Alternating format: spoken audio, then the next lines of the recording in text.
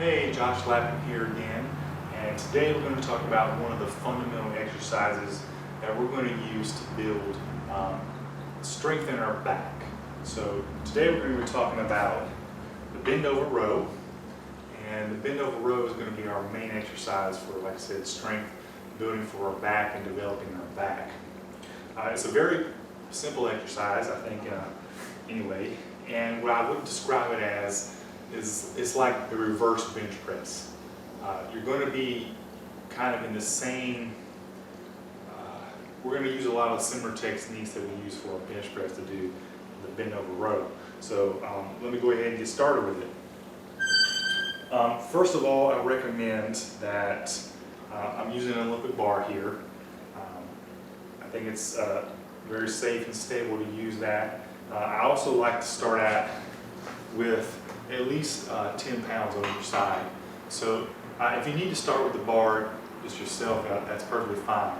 But it's a little bit easier if you have this thing raised up off the ground. It just makes it a little easier.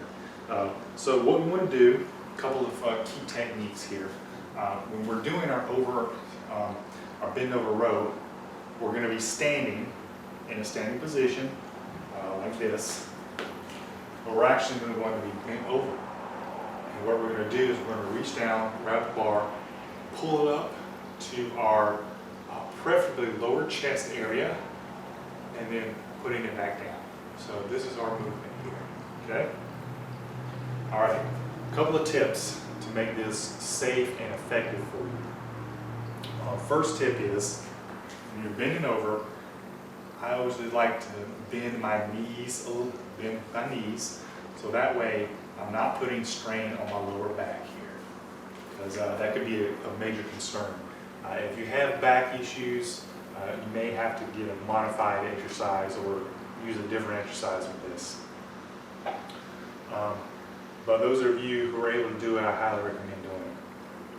All right, so key number one, bended knees.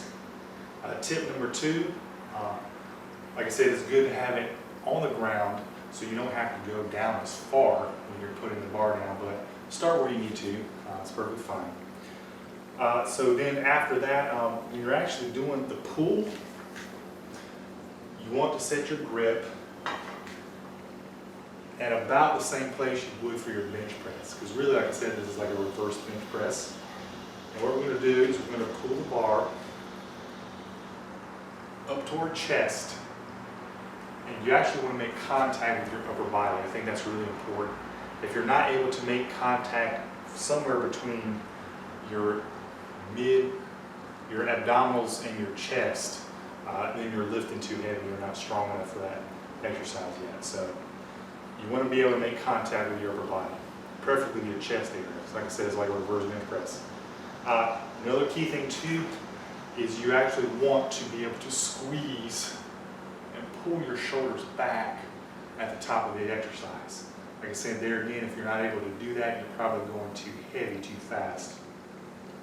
So, like I said, those are my main tips.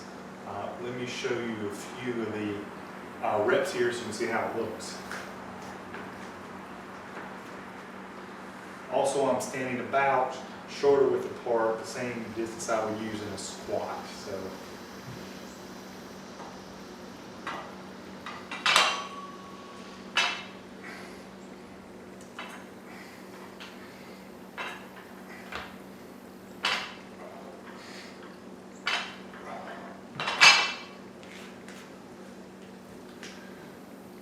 also too, breathing is very important.